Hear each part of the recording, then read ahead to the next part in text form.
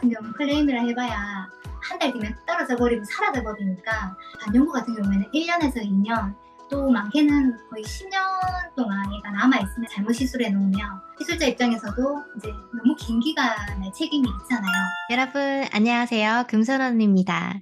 오랜만에 영상을 찍는데요. 속눈썹 연장이 아닌 반영구 화장에 대해서 이야기를 좀 해보도록 하겠습니다. 오늘 특별한 게스트를 모셨습니다. 한국에 계시는 선생님이고요. 이 선생님은 정말 저한테 아주 특별한 분이세요. 오늘 이 영상을 끝까지 보시면 반영구 화장에 대한 팁을 얻어가실 수 있을 겁니다. 안녕하세요. 강정수 선생님, 반갑습니다.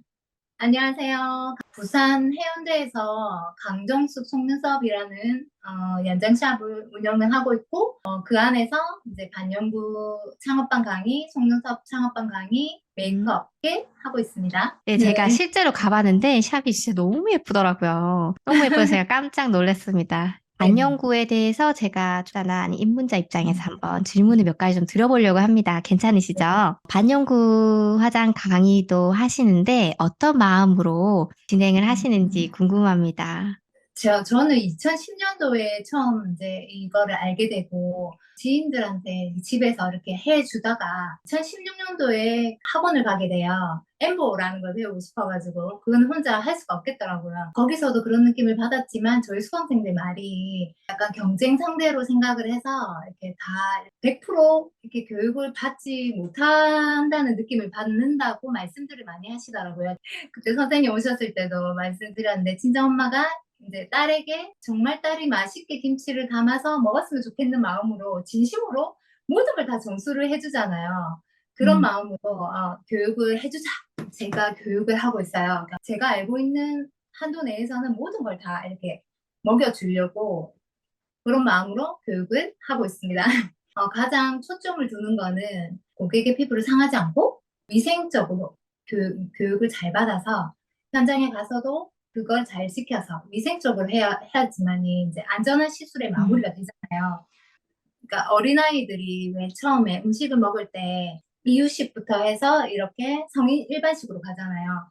그러려면 엄마가 이제 처음에 큰 음식을 사과 같으면 이렇게 잘게 쪼개서 즙부터 시작해서 이 슬라이스해서 채 썬 거부터 이제 나중에는 이제 사과 하나를 줘도 알아서 잘 먹지만 처음부터 사과 먹어 이렇게 하면서 덩어리를 주면 뭐 어떻게 뭐 찔러서 먹겠지만은 먹다가 덩어리가 넘어가면 목에 걸려서 그 나중에는 사과가 공포스러운 그런 물질을 느끼면서 그걸 안 먹게 될 수도 있잖아요. 마찬가지 반영구도 제가 그냥 이렇게 큼지막하게 뭉뚱그려서 가르쳐주면 이렇게 나중에 현장 가서 실제로 하다가 난간에 부딪혀서 무서워서 안 하게 될 것 같은 느낌이 들어서 어떻게 하면 이렇게 잘게 쪼개서 먹일까라는 생각에 교재가 그림이 많이 들어가요. 그러면 그림이 들어가면 우리가 처음 어릴 때 책을 볼 때 그림책을 먼저 접하지 않습니까? 글자책보다 쉽게 이해를 해서 잘 흡수를 해서 현장에 나갈 수 있도록 그렇게 약간 진짜 엄마 같은 마음으로 교육을 하는 것 같아요.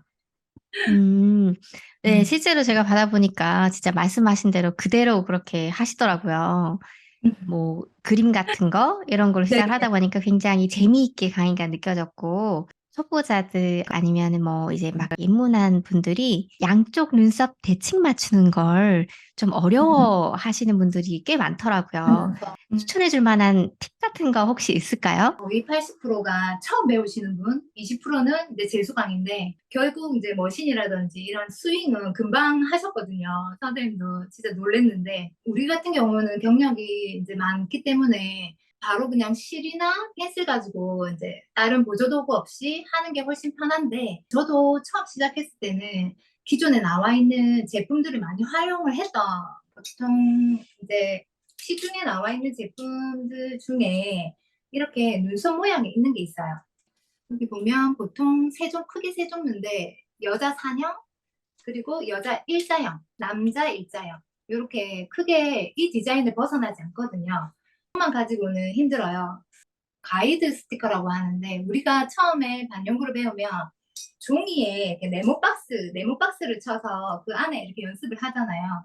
그래서 우리가 그때는 정말 대칭 맞추기가 너무 편한데 실제 사람은 네모 박스가 사라지죠. 이제 그리려고 하면. 그래서 대칭이라든지 디자인을 그리기가 힘든데, 그때 얘가 이렇게 가이드선이 있어서 이게 중앙에 맞춰서 이걸 붙이고 난 다음에 이제 여기에 이렇게 표시를 해서 요 안에 눈썹이 들어오도록 그림을 그리거든요. 자로 위에 이렇게 설치를 해서 눈썹을 그린다거나 이런 스티커 자가 있어요. 그 스티커 자를 또 활용을 해서 이렇게 스티커를 떼면 이런 모양인데 이거를 중앙에 맞춰서 그리면 우리가 이제 이런 거 없이 그냥 하는 것보다는 굉장히 빠르게 디자인이 나오세요. 제일 좋은 거는 실이 이렇게 있으면 이렇게 요 펜에 묻혀서 그러면은 얘가 이제 펜슬이 묻게 되죠. 그래서 찍으면서 하면 굉장히 또 퀵 디자인이 됩니다. 제가 처음 시작할 때 스티커 같은 경우에는 모양이 너무 이상해서 샀는데 활용이 안 됐었는데 요즘에는 스티커가 아니더라도 이런 여러 가지 이런 이제 모양이죠. 음, 그러니까 섀도우로 사람 눈썹에 대고, 그러니까 물론 이제 사람이 골격이 다 틀리기 때문에 여기에 나와 있는 모양이 완벽히 맞지는 않아요. 그렇지만 뭐 이렇게 해서 꼬리라도 딴다든지 하면은 양쪽 우리가 대칭 맞출 때 여기를 가장 힘들게 생각을 많이 하시거든요. 앞머리는 음, 그래도 가까워서 빨리 대칭을 맞추는데 음. 이쪽 꼬리 같은 부분이 양쪽이 멀기 때문에 맞추기가 어려운데 그것만 조금 도움을 받아도 굉장히 퀵 디자인이 나오십니다. 그거는 그쵸? 생각을 못했어요. 네네. 처음에는 이제 이게 안 맞네. 이분 크기의 눈썹이 안 맞네 하고 이제 못 썼는데 요런 이제 가인 스티커로 이제 음, 위치만 잡고 그러니까 음, 내가 눈썹을 넣을 그 라인을 얘로 표시를 하고 이제 이 라인을 표시하면 그 안에서 이제 그 모양이 들어가시면 되거든요. 음. 그러면은 굉장히 빠른 한 5분 안으로 디자인이 완성됩니다. 정말 다 퍼주시네요. 네, 그리고 세 번째, 여쭤보고 싶은 거는 아이브로우 색상 선택이거든요. 팁이 네. 있을까요? 원래 이론적으로는 사람의 머리카락 색깔과 눈썹 색깔과 그리고 피부색 그 세 가지를 기반으로 해서 이제 우리가 색소를 선택을 하죠. 우리가 하얀 도화지에 눈썹을 그리는 게 아니고 우리는 이제 사람 피부 위에 그림을 그리는 거죠. 동양인 같은 경우에는 쿨톤이 있고 웜톤이 있어요. 그리고 서양인 같은 경우에는 백인이 있고 흑인이 있죠. 웜톤의 같은 경우에는 다크 브라운 플러스 색소에 이제 그것만 단독으로 쓰진 않고 다크 브라운을 기반으로 해서 이제 나중에 빠질 때 빨갛게 빠지지 말라고. 빨갛게 빠진다는 거는 약간 환타 색깔로 나중에 결국 피부에 남거든요. 유지하기 위해서 그린색을 10% 정도 섞어요. 9대 음, 1로 섞어서 사용을 하고요. 안 섞어도 그린을 섞지 않아도 되게 색소가 너무 발전을 많이 해서 최근에는 그냥 단독으로 쓸 수 있게 나오나 이론은 그렇습니다. 그리고 음, 쿨톤 같은 경우에는 브라운, 다크 브라운, 뭐 회갈색 다 잘 어울리고요. 왜냐면 밝은 피부니까 발색을 잘 보겠죠. 그리고 백인 같은 경우에는 브라운을 기반으로 브라운이라는 이제 이름이 들어간 색소는 결국은 마지막에는 환타색을 남겨요. 그래서 그걸 방지하기 위해서 그린색을 10% 추가를 하는데 중요한 거는 이제 흑인 마무리하면 흑인 같은 경우에는 동양인보다 좀 더 진하게 그렇게 이제 동양인 선택한 거에 좀 더 진하게. 왜냐면 그 도화지가 갈색이잖아요. 동양인은 노란색이라면 그거보다 더 진하니까 뭐 브라운 같은 걸 올리면 거의 뭐 색이 발색이 안 된다고 보시면 돼요. 그래서 진한 다크 브라운을 쓰는구나 이렇게 이제 생각을 해주시면은 쉽고 현장에 있어 보면 기존의 반영구를 받고 그 다음에 잔흔이 지저분하게 남아서 오시는 고객님들이 많으세요. 그때는 이제 중화라는 개념이 들어가게 되거든요. 중화는 수업을 받고도 조금 힘들어. 실제 이제 시술할 때 힘든 부분이거든요.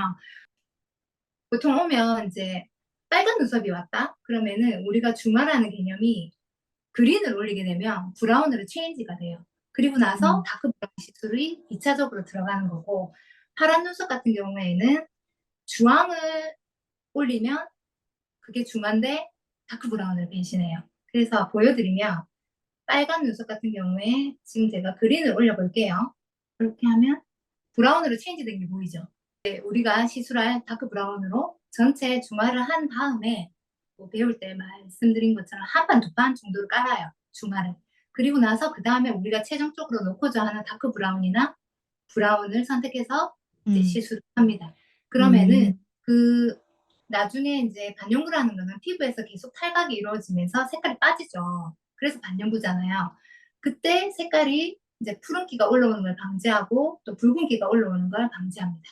파란 눈썹이 왔을 때인데 빨간 눈썹은 그냥 100% 시술을 해드리면 돼요. 커버업 해드리면 되는데 파란 눈썹은 만약에 너무 진한 파랑이 오면은 레이저로 빼고 시술하는 게 올바른 방법이에요. 왜냐하면 고객은 돈을 주고 예쁜 브라운 눈썹을 기대하고 이제 시술을 오시는데 우리가 진한 파란 눈썹에는 그렇게 예쁜 브라운을 발색시킬 수가 없어요. 뭐 파란 눈썹이 연하게 남아있는 경우에는 시술이 가능합니다. 진한 잔은에 열심히 해도 결국은 예쁜 작품이 나오지 않습니다. 네, 음, 잔은 있는 분을 음, 시술하니까 하는 거랑, 처음 받아보는 분이랑 정말 완전히 다르더라고요. 잔은 있는 분들 오면은 색깔도 음, 막 붉게 빠졌다는 그런 분도 계셨고, 파랗게 남겨가지고, 이거 레이저로 빼야 된다라고 제가 얘기도 해준 적도 있었어요. 진짜, 이렇게 다양한 거를 정말 설명을 상세하게 모르고 그냥 대충 배워서 이렇게 하시는 음, 분들은 정말 멘붕이 오지 않을까. 정말 도움이 많이 될 것 맞습니다. 같아요. 이 중화의 개념은 되게 수업 내용 중에서도 가장 많이 차지를 하는 내용이거든요. 좀 보이시나요? 음. 아까 방금 설명드린 파란 눈썹은 이런 오렌지 계열로 중화를 하고 빨간 눈썹은 그린으로 이렇게 이제 그 그림을 그려서 수업을 하는 자료인데 알고는 있어야죠, 그렇죠? 그리고 이제 입문자한테도 도움이 될 것 같은데요. 이제 상담을 할 때 모양을 잡아주고, 그 다음에 디자인을 해서 시술이 다 끝났는데, 터치업을 와야 되잖아요. 오기 전이라든지, 모양이 마음에 안 들어요. 라든지, 모양 바꾸고 싶다라든지, 이런 일이 음. 있을 수 있을 것 같거든요. 디자인이 결정할 때 어떻게 고객을 만족시켜야 될지. 1차 시술이 중요하죠. 그러니까 첫 번째 디자인 상담 시간이 굉장히 저 같은 경우는 오래 졌거든요. 우리가 마른 모형, 긴 얼굴형, 타원형, 그리고 역삼각형, 그리고 마른 목볼, 네모형 이렇게 6가지가 있는데 예를 들어서 이제 긴 얼굴형의 고객님이 오셨어요. 음, 그런데 이제 우리가 고객님의 그 선호하는 눈썹을 반영을 해서 눈썹을 이제 시술을 해드려야 만족도가 올라가겠죠. 근데 이제 고객님이 원하시는 눈썹 굵기나 길이는 반영을 하되 우리가 얼굴형에 맞는 우린 전문가니까 거기에 맞는 그런 눈썹을 같이 그 중간을 맞춰서 그 디자인을 최종적으로 골라서 이제 얼굴에 시술을 해드려야 결국은 어울리는 그게 정말 어울리는 디자인이고 나중에 뭐 수정 같은 경우에도 고객님께 고지를 해야 될 게 반영구는 완전 사라지는 게 아니잖아요. 그 음, 그다음 리터치 왔을 때 뭐 조금의 1mm의 두께라든지 꼬리 길이라든지 음, 이런 거는 조금 수정이 가능한데 뭐 예를 들어 각진형을 했는데 일자형으로 변경이라든지 이런 큰 변동은 안 된다는 거를 고객님께 꼭 고지를 하고 그리고 나서 음, 이제 우리가 최종 시술을 해야지. 얼굴형에 맞는 이게 왜 중요하냐면 이렇게 예를 들어서 기형을 보여드리면 똑같은 동그라미가 있는데 음. 네, 잘 보이시나요? 엄청 잘 동그라미가 보여요. 있는데 네, 동그라미가 있는데 얼굴형에 이제 단점을 보완을 하고 내 얼굴에 가장 어울리는 눈썹을 올리는 게 목표잖아요. 음, 근데 이제 긴 얼굴형 고객님들은 물어보지 않아도 긴 얼굴형이 콤플렉스이실 거예요. 그러면 음, 얼굴형이 짧아 보이게 해주는 게 맞잖아요.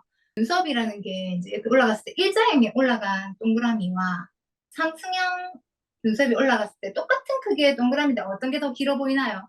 상승형이 확 길어 상승형이 보이네요. 더 길어 보이죠. 음, 그러니까 이런 겁니다. 그러니까 긴 얼굴형이 왔는데 그 고객님은 막 상승형으로 올라간 갈매기가 갖고 싶어요. 음, 그분이 좋아할 수 있잖아요. 개인적인 거니까 눈썹은.